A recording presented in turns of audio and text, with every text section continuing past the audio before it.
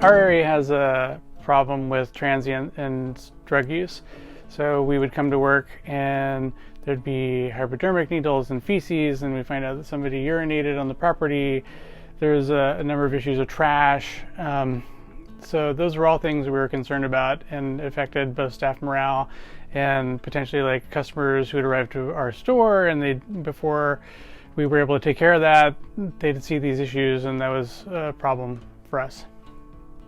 We're looking at some solution for that, and traditional outside services you'd hire to come by and visit like once or twice a night. That's fine, but it's not keep an eye on everything all the time. There's a business actually about 4 blocks away that actually went out of business because there was just chronic problems with trash and drugs and camping and all that kind of thing, and just the customers were scared away.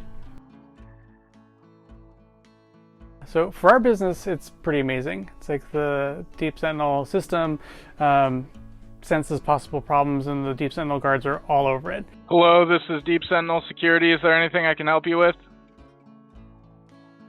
Sir, I need you to leave the property immediately. This is Deep Sentinel Security. I'm gonna need you to get off the property.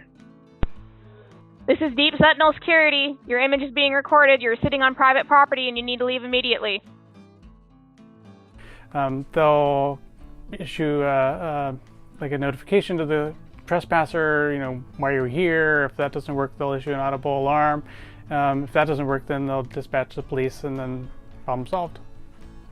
One thing is we don't have to worry about people sleeping in front of our store anymore.